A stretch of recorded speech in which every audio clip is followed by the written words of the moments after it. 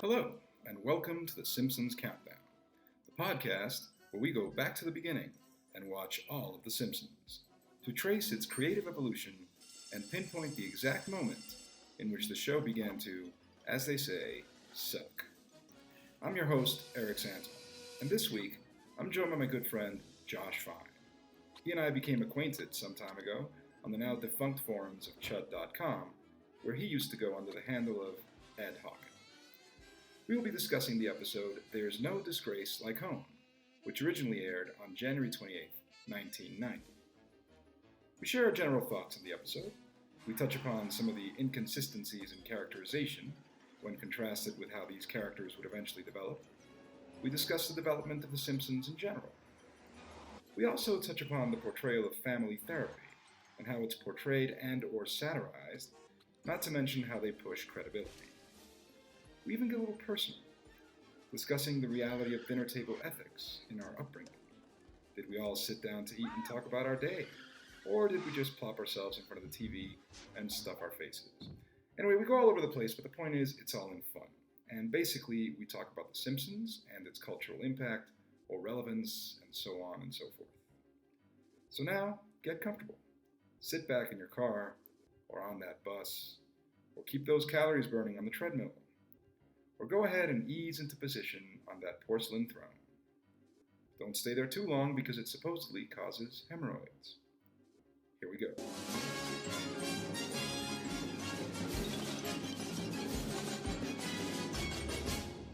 How you doing, Josh? I'm doing good. Good to be on, and glad we're able to take some time today to talk about this odd episode. But it's season one, so the whole thing is odd. As we're finding out. Yes, it's definitely a kind of strange episode. There's No Disgrace Like Home. It's an episode where once again Homer is the central character. He is the hero. It's very clear that this show is being written by boomers in their 30s, but based just on this one episode, it's a very odd episode. And not only was this episode written by 30-something boomers at the time, I mean, the central plot is, a TV sitcom trope going all the way back to probably the 50s. It's the story of, the working guy, the dad, trying to impress his boss at the company picnic, and disaster happens. So I think it's based on just even older sitcom tropes and story structure, even from what we're seeing. So Homer's a central character. It's one of those. That's right. And he's kind of a heroic character, which is different from what he would eventually evolve into. He is the voice of reason. He basically occupies the role that would come to be occupied in future episodes by Marge, I guess. Yeah, I mean, this episode shows us one aspect of Marge that never gets looked at ever again, in the idea of her being lush. Lush, yes. So basically, public drunk. Now, we've seen, and we're going to see this in future episodes of Marge having an issue with having a gambling addiction. But this is the only time we ever see her drinking and getting seriously drunk in public.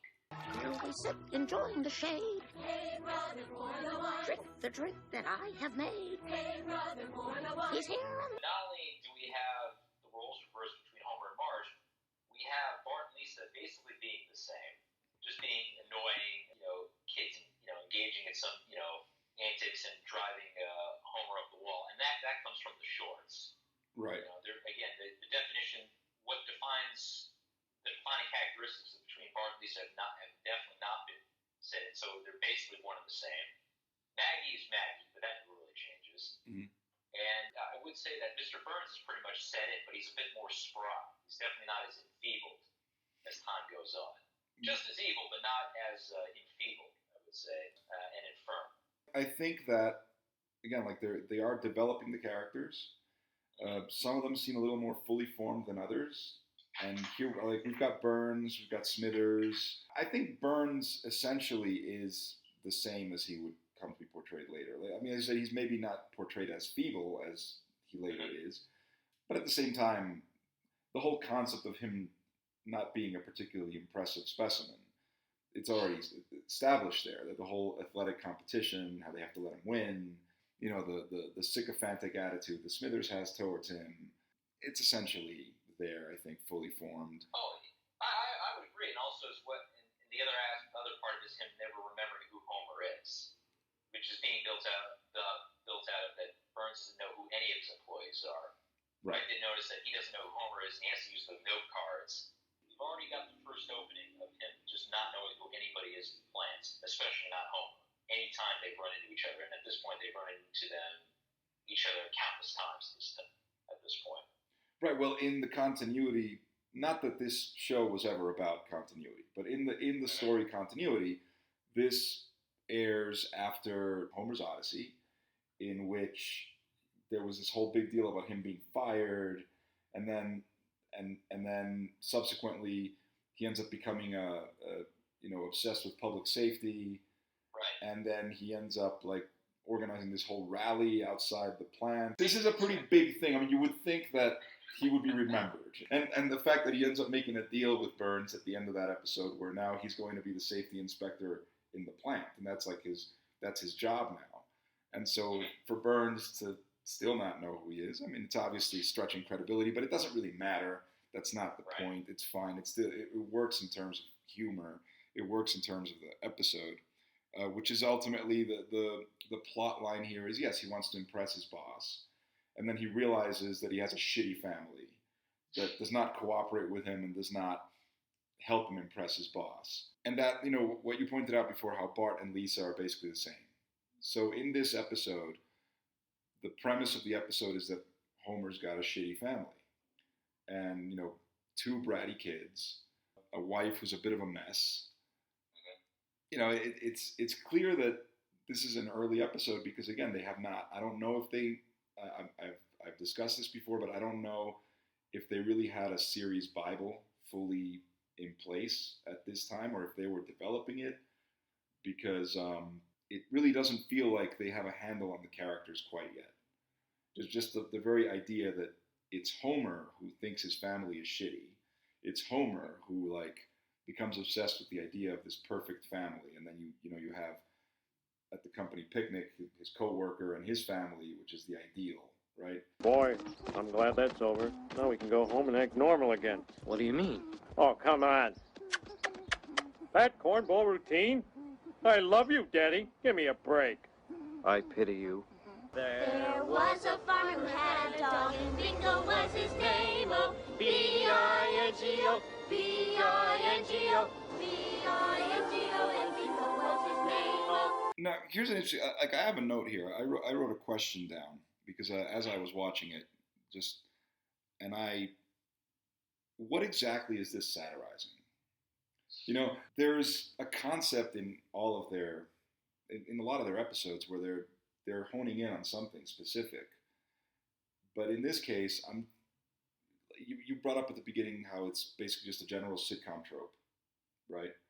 Do you think this is taking a shot at anything specific about society at the time? Not at the opening. I think if there's anything that's perhaps a satire of what's going on in society at that time is when they go visit Dr. Marvin Monroe, who's the pop psychologist that they see on the TV, thinking that this guy's going to solve all of their problems. Of course, Dr. Marvin Monroe was never all that popular to begin with, but I remember vividly that he was trying to be made a thing, especially in that first wave of Simpsons popularity. You would see him. I remember I had the Simpsons board game. He would be in that, and then in the arcade game, he'd show up.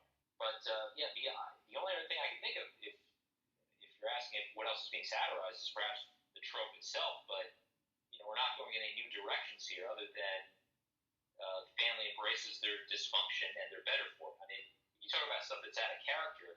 You have Homer; he's the one who's pawning the TV. Any other later season, he'd be the one freaking out over the fact that they're pawning the TV to get $180 for their TV, and to this pawn shop guy who we never see again. It's one of those things when you watch an episode decades after the fact that you've seen it, when you saw it first air, and you pick up on stuff. Yeah, it's just this pawn shop guy. It just weirdly sounds like Ned Flanders to me. And beyond that, because the characters aren't full, characters are still evolving. I think at this point in the series, they didn't know for a fact who would be coming back and who wouldn't. They tried to make all these interesting little side characters.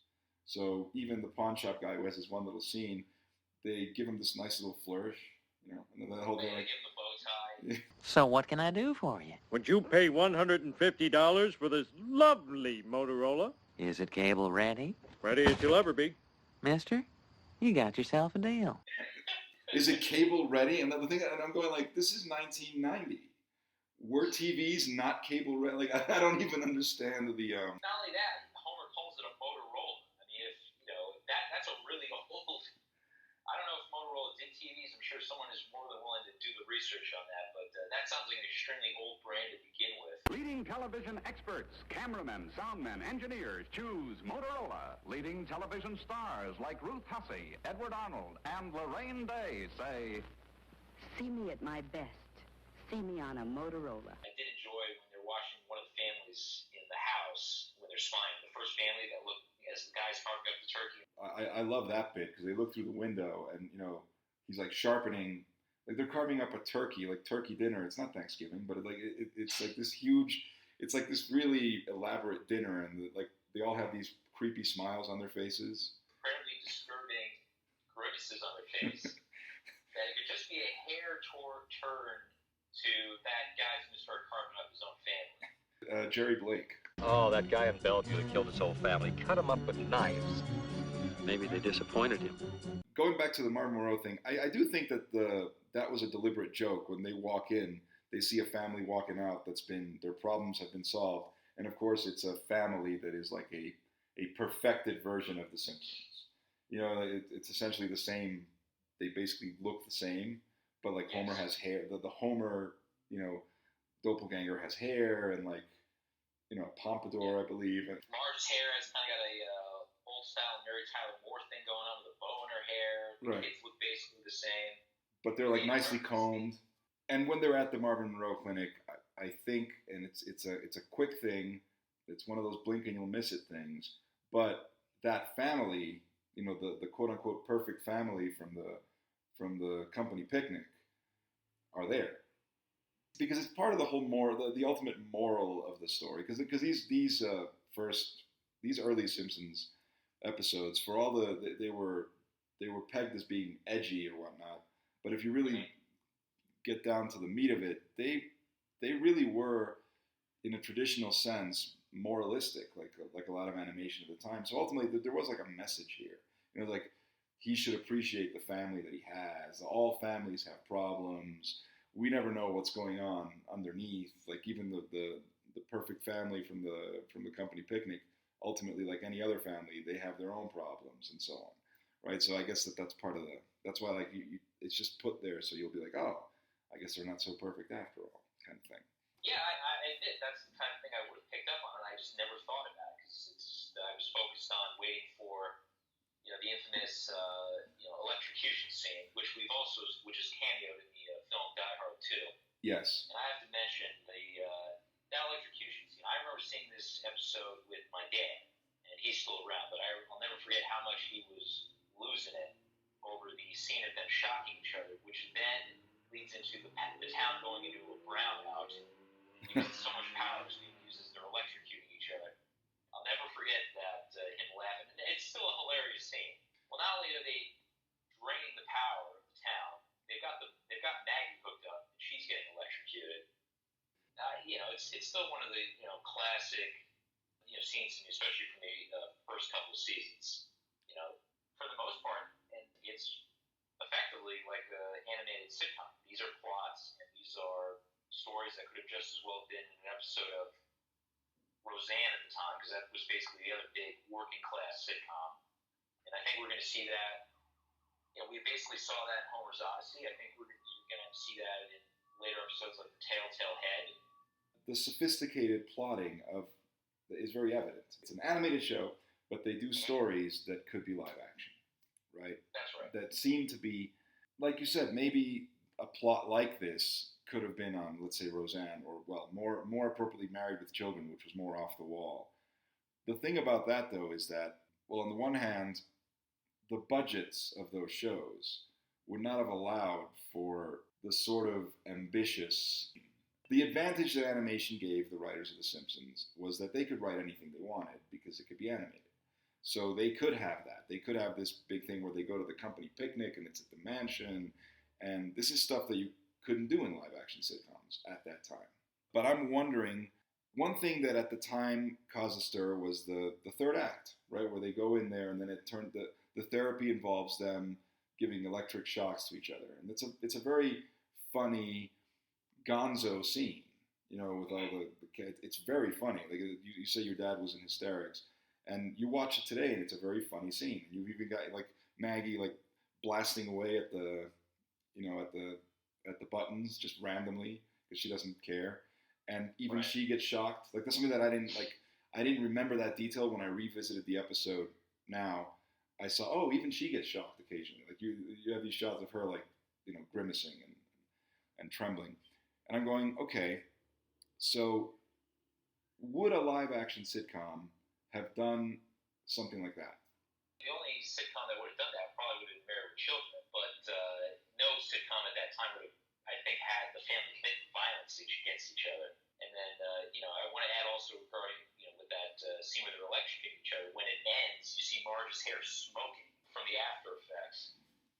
Yeah, I agree. The plot could have been in other sitcoms, but it wouldn't have been able to have that scope, being able to go from different locations, and even doing something as cartoony as having them electrocute each other. I mean, what I'm getting at, and something that I like to do sometimes when I'm looking at these old shows, I don't remember anybody really making a fuss about this then.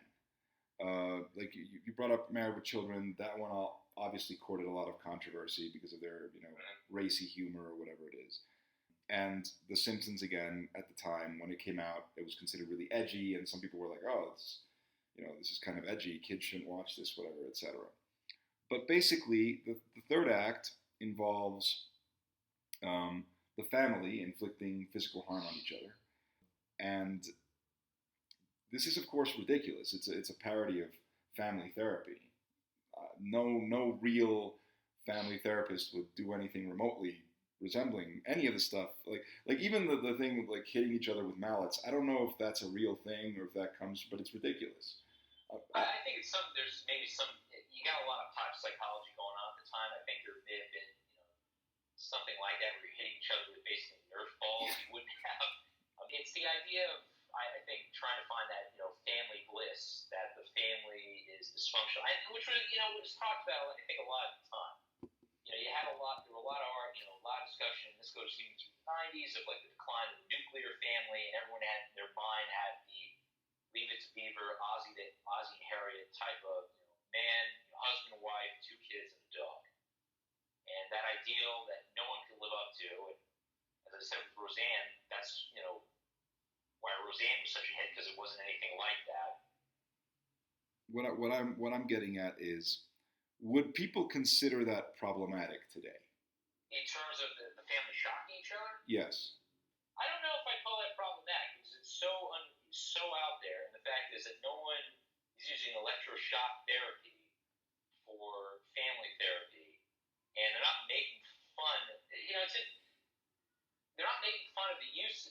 They're not making fun of somebody who's going through electroshock treatment. They're using it just to take their anger out on each other.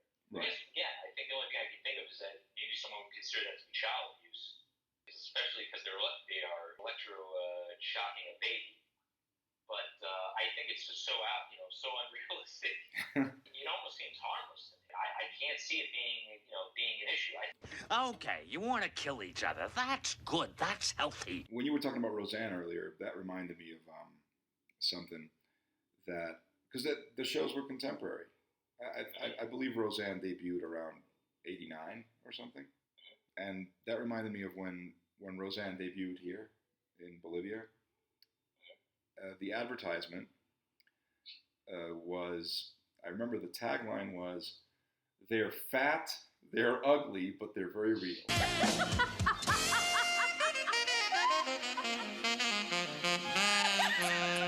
Yeah, I mean, I guess it wouldn't be seen as problematic today. You're right. I mean, stuff like Rick and Morty is doing much more extreme comedy in an animated fashion, but Rick and Morty is aimed at adults, right? Principally, I would think. And The Simpsons was a primetime show, but I think they went to it with the mentality that it would still be a suitable piece of family entertainment.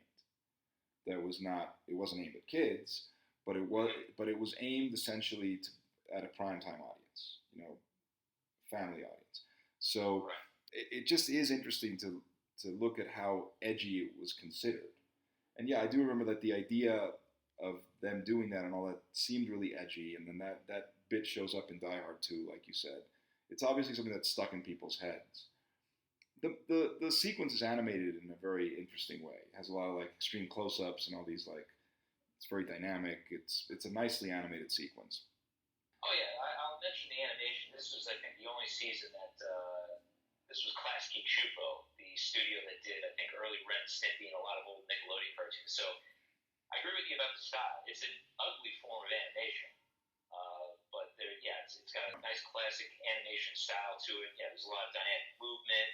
I mean, it's it is it's redundant to say it's a cartoon, but it looks even more cartoony. And even this first season is rough. People talk about it a lot. It's like the stuff was still kind of rough. It didn't look quite as polished as eventually it would get a nicer look to it. But even then, they were trying to do things that were a little more cinematic. And if you're talking about primetime animation, what else did you have? There was nothing, and it gets brought up within the show about the Flintstones, and that's Hanna-Barbera, was some of the flattest, cheapest animation in existence. Yeah, it's had a unique presence. They'd work much better without the padding, Doc. No, that's not true. Ah! Doubling back to the part about what it's satirizing, right? Because they always took elements from real life and then poked fun at it. And in this case, he sees an ad for a family therapist during a boxing match. It seems to me like that sort of thing, whether it's family therapy or whatever, these things do exist, or like insurance lawyers, or just ambulance chasing lawyers. That stuff tends to be advertised on daytime television, if I recall correctly. Usually gets broadcast around 2 in the afternoon. I remember that when I would be homesick from school, you would watch for personal injury attorneys, weird esoteric car insurance commercials, and then medication and products for the elderly. I've fallen, and I can't get up. We're sending help immediately, Mrs. Fletcher. Yeah, family therapy, that's an odd one. I agree with you. Usually you wouldn't see that unless it was some type of self-help type product. Maybe like an infomercial. Because you would never really have therapists advertise on TV. I've never seen that then, and I've never seen that now. But I think really, the best thing I can think of is that it would just be like self-help or one of those late night ads you see for here's how to make money in real estate, any type of get-rich-quick scheme. So I agree. It's a very specific thing to satirize, and they have it advertised on the TV. It almost seems like it was something personal for one of the writers, and this was written by Al Jean and Mike Reese, the guys who went on to create The Critic. They've done good work throughout the years. They had to contrive some way for Homer to see that ad, right? And they figured, it makes sense. He's at the bar watching a boxing match. Well, there's a boxing match on the TV. He's not even really watching it. And he gets into a fight with Barney, and then he happens to notice the ad on the TV. Whether it's realistic or not, because I think even the concept of Marvin Monroe as being a pop psychologist, obviously who writes books or whatever, it seems to me that Marvin Monroe would basically have a TV show or something. That's what it would be. Yeah, He'd be It's Dr. Phil. Right, he'd be Dr. Phil. It'd be like a talk show or like a radio call-in show. He'd basically be the Simpsons version of Frasier. And you would have, that's definitely more common, but the idea that he would have a center, because I'm sure Dr. Phil's got some type of retreat type thing. So you can kind of see how it would be engineered for today, that Marvin Monroe would have a talk show, and then he's advertising a type of retreat that you could go to for your problems, or it'd even be like a cruise type of thing. Not only does he have a center, but he's actually there. He's there and he personally deals with the people. None of that is remotely realistic. A character like Marvin Monroe would actually have a call-in show or a TV talk show or whatever, and maybe he would have a center that's in his name, his brand name, but he certainly wouldn't personally be there.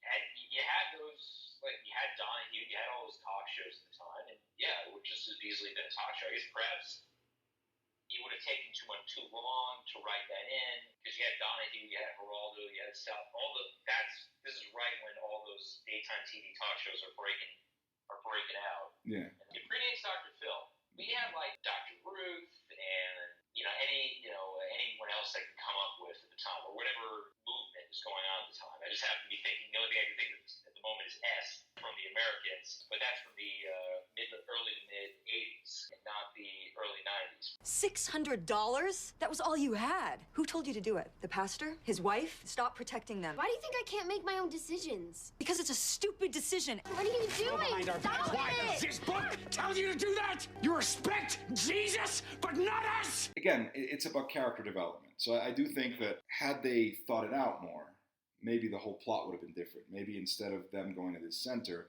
they would have gone to a show. It would have been a TV show situation where they would have gone there. Because even the character of Marvin Monroe, they did eventually, as you said, they tried to make a thing out of it. It didn't really work, but they did try to keep him around. They eventually developed him. And as he developed, he would be more of a celebrity guy who had books. And this whole thing of the family therapy center, it never shows up again in the series. It never shows up. And then my understanding why Marvin Monroe fell away was that Harry Shearer just didn't want to do the voice anymore, because it was such a difficult voice to maintain, and it destroyed his throat. He just didn't want to do it anymore. And then that character kind of got, you can see that being spun off to other characters, perhaps like Dr. Nick, and they have the school psychologist who doesn't really show up after a while, this blue-haired guy, and you just see other people take his place. But yeah, the idea of a family center on TV, I agree with you. It's something I've never seen depicted on TV. I mean, you can tell what kind of center this is the fact that they only take cash or check. They're not taking insurance. Although I will say, again, these are the times that they are. It's only $250 for that kind of so-called therapy. One session. The idea is that in one session they're going to be fine, right? They're going to be cured, or it's double your money. Right. You can tell that he didn't intend for that to be the case, because he's quite mad. And right. Homer said, "Wait, you said double, family bliss or double your money?" It's like, well, right. All right, give him the money. Right. Yeah. No, and the whole that's got that that happy ending. Wow, 500 smackers. It's not the money as much as the feeling that we earned it. You did it, Dad. Shouldn't we be heading down to the pawn shop to get our TV back? That piece of junk? Forget it. We're gonna get a new TV, 21-inch screen, realistic flesh tones, and a little cart so we can wheel it into the dining room on holidays. Yay! It bears noting that although they planned to spend $500 on a nicer TV, a 21-inch, I guess that seemed impressive. But they never actually got that TV, did they? Because it's not like they made a point. I mean, they continue to have that same shitty TV for basically for the next. Until they replaced it with a digital TV, just because again they had this.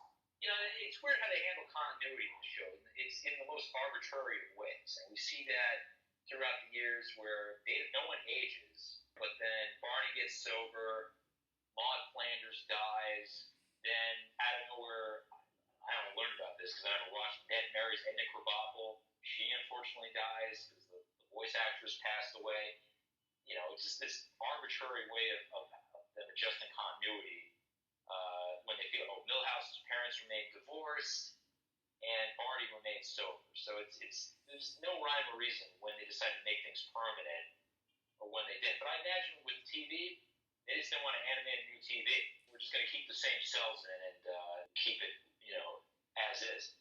It reminds me of when I look at other animated shows that have come from since then. You almost, in terms of the ugly animation and also behavior, and that interior family dynamic, makes me think of Bob's Burgers. And that, to me, Bob's Burgers is if you took the first season of The Simpsons and then polished it, at a much higher quality. And even then, Bob's Burgers has kind of evolved over time, but still, I don't know if you've ever seen Bob's Burgers. I actually have not, but I've been told that it's really good and I should check it out, but I've never gotten around to it. It's very good, and I think if you, after watching this first season of The Simpsons, I'd like to see if you think there's certainly a parallel to what goes on in Bob's Burgers. Although Bob's Burgers, it seems to be, as time goes on, has a real affection for musical theater, because they do a lot of songs, original songs, and perhaps it's even taking, the running with because The Simpsons used to do quite a few songs, yes, which they've since dropped away from, probably for the better. Because admittedly, hearing Homer sing is not that great, and going off in that direction. Family Guy does a lot of music. Family Guy does a lot of songs too, and that's just because Seth MacFarlane. Seth MacFarlane has always been a song and dance guy. We saw your boobs. We saw your boobs. In the movie that we saw your boobs. And I'll give the Simpsons credit for this, and this is something that you see in the first couple of seasons, and it's an overriding theme in my opinion. They genuinely do love each other. And you see that love get tested between Homer and Marge quite a bit in realistic fashion in those early seasons. But they've always loved each other to the point where, because they've been on for so long, is that that they're going to get back with each other, so it doesn't even matter what's going on. There's no stakes. You know that they're going to get back to each other, and it's going to be status quo. So what they do doesn't even matter. Yeah, that's actually a very good point. Yeah, they genuinely love each other, as you say. I think there was a conscious effort to try to make, even though they were doing edgy humor, they were doing some surreal stuff, some absurdist stuff. In these early seasons, definitely, they were really trying to ground the characters. They wanted them to play like believable characters. They didn't want to go too far off in a direction where you're watching cartoons. It's like, this is still a believable family with believable emotional conflict. That's what made it compelling. That's what made it a good show. That they were able to do that. And yeah, you definitely see that here. You see that Homer genuinely loves his family and wants to help them. Wants to help his family be better. I mean, I guess there's that there. It's in this classic ill-defined way, which is kind of comment on the idea that he's getting a quick fix. From everyone trying to get a quick fix to their problems without doing the hard work or really identifying what is the problem. Because Homer wants his family to be perfect, but in what way exactly? It's just whatever he sees in front of him, and why exactly. That is a key component about the characters being realistic, and that's something that is very pronounced in the first couple of seasons, and then at some point they just start going off in different, just making really off-the-wall stuff. But again, I think they kept it grounded, and I do think that James L. Brooks had a lot to do with that. James L. Brooks, master of the dramedy, really tried to infuse a lot of this with his sensibilities, certainly in these early seasons. Makes me wonder I don't know how influential he was on any of this stuff, but it's there.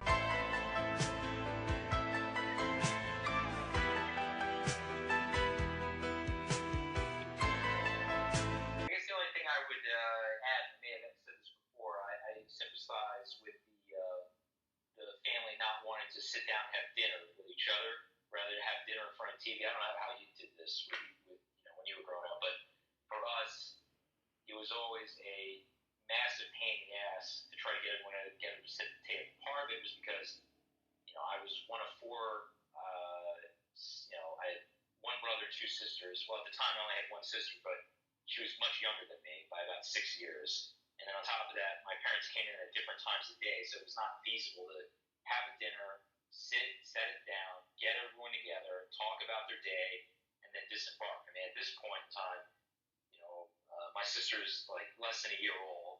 I'm on my way to turning 7. So I'm a little kid. I have no patience or attention span. Yeah. Did you do that when you were growing up? Because we never did that. And then when my dad tried to do that, it was an ordeal together. To me, it's like the food is sitting there, it's getting cold. What are we waiting for here? Wait, so what you're saying is like the idea of let's all sit down to dinner at the table on a daily basis, yeah. Right, like okay. Not only for the holidays. Right, no, I see what you're saying. Well, I mean, I'm an only child, so it wasn't in my upbringing. It wasn't. I mean, it wasn't a big family. So it's just like my mom and my dad, and yeah, I guess if we had dinner together, we would sit down together. But we would typically sit down in like the living room area.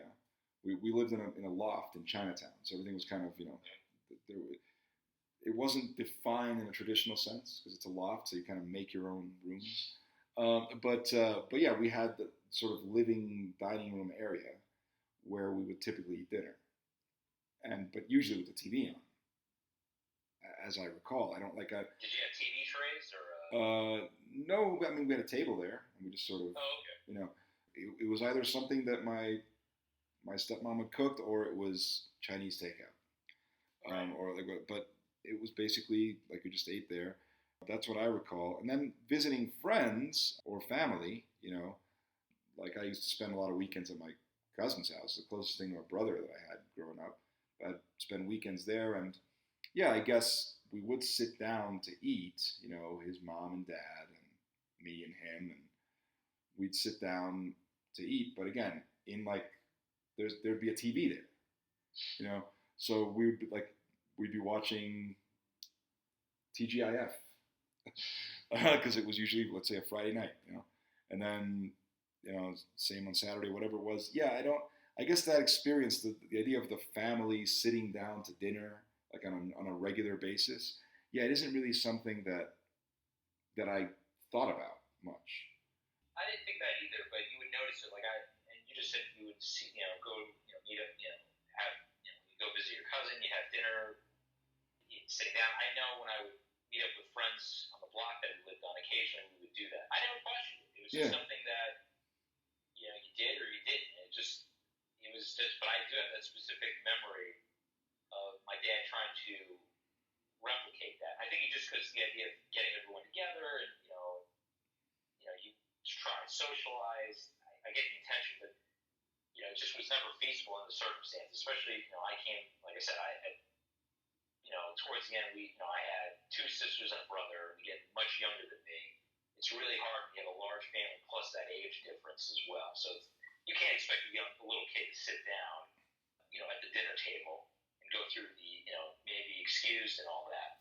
But that was a very specific experience that this episode reminded me of, and I wanted to share. As you said, your dad was in hysterics when he watched this episode. He was, again, when I would be in contact with him, he would always reference this one as one of the all-timers for him. Yeah, and I think even with my mom enjoyed this one as well. She was not a regular Simpsons fan. She was never one to dislike the show. It was just never something she necessarily sat down and watched. When you watched the show, did your folks watch it with you, or was it just something you did on your own? Early on, it was me on my own, and then eventually, yeah, I mean, I guess my dad would watch it sporadically with me, but not necessarily every single time. But if he was around and it was on, yeah, he'd sit down and watch it with me. And I think that a lot of people, because they thought it was a cartoon, they didn't think about it. Oh, this must mean it's for kids, and then they got wind of the content. As we talked about earlier, the controversy at the time. People overreacted. The people that probably overreacted never even watched the show. It was when George H.W. Bush said, let's be more like the Waltons and less like the Simpsons. I remember on the commentary of some episode, the writers were talking about how Bush probably had no idea who we were. Some aide, some wise ass aide, giving him a card to read, and just going on with the day.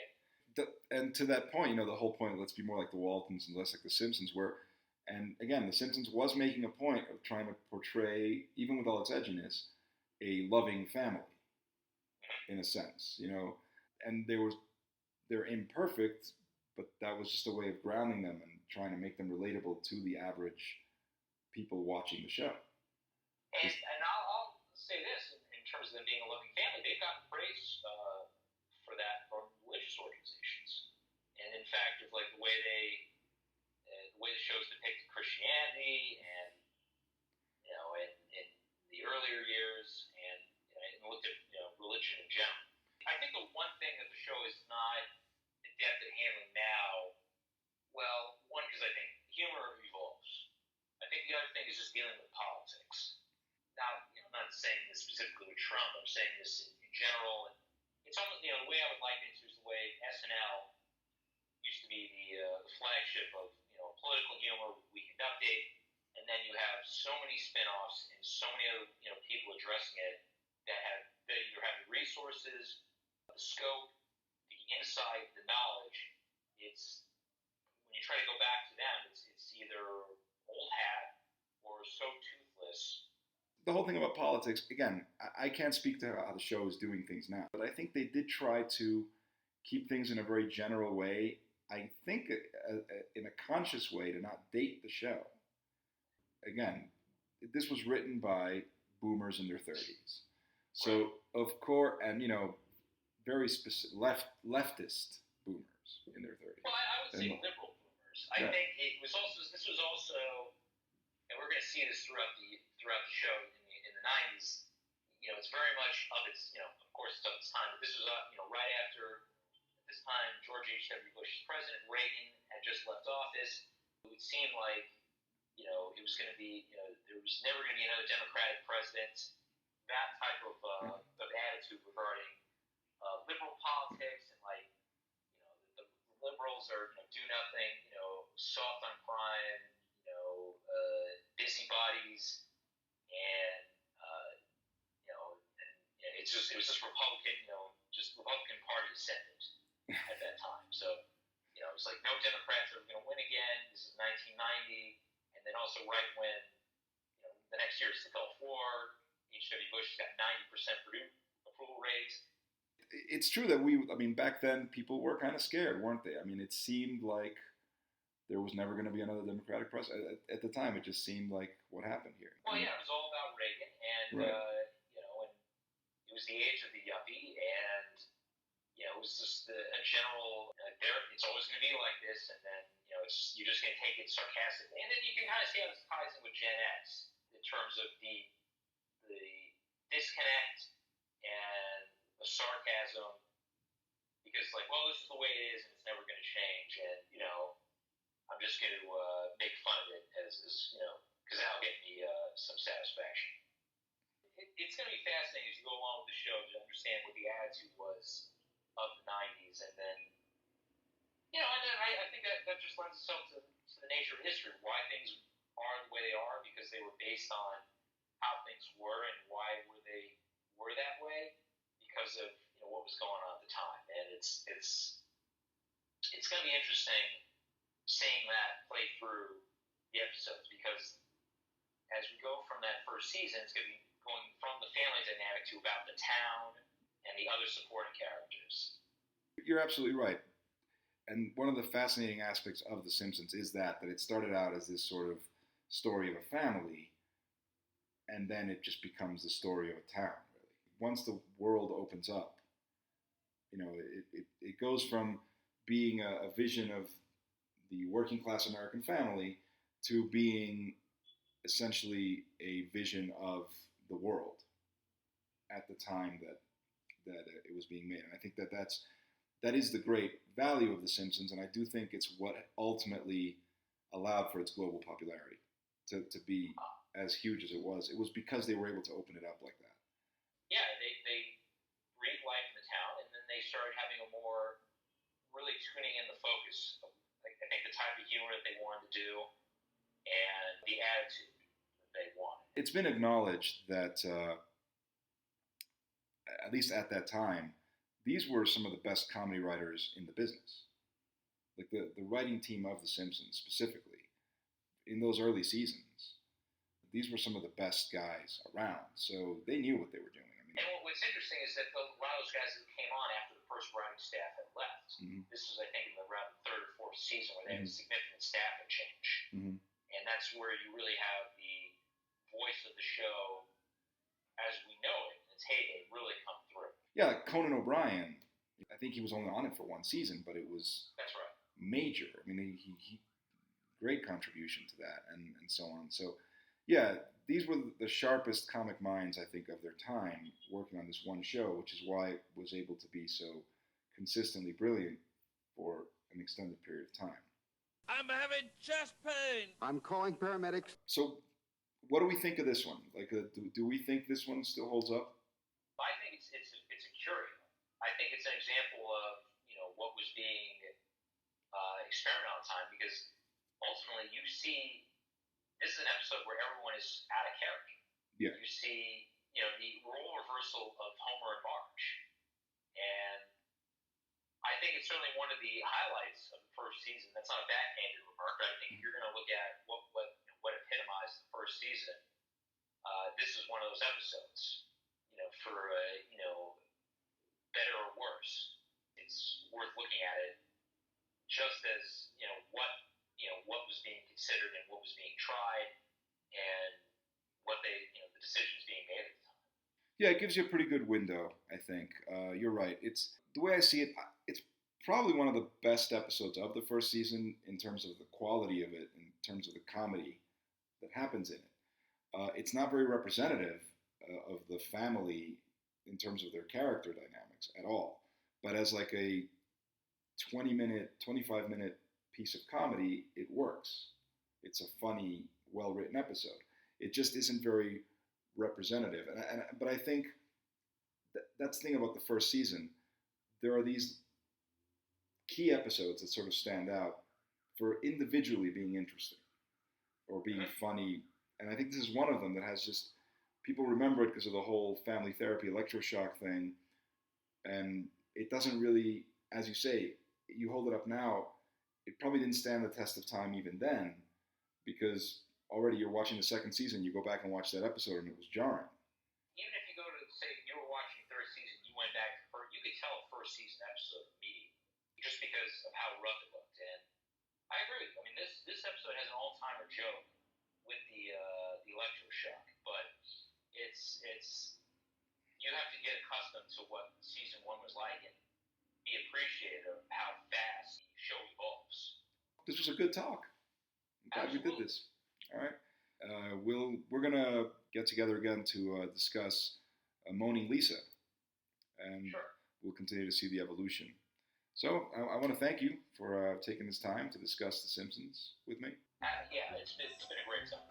So that's it for this week's installment of The Simpsons Countdown. Thank you for joining us. If you enjoyed this, please give us a like. If you haven't yet, go ahead and subscribe. And feel free to leave a comment or two expressing your appreciation. I'm Erix and Antoine, and next time I'll be joined by another good friend of mine, and we'll be discussing the episode Bart the General. That's the one with the water balloon war and music from Patton. Not Mike Patton, the movie Patton. I hope you'll join us for that one. So until the next time, stay safe, everyone.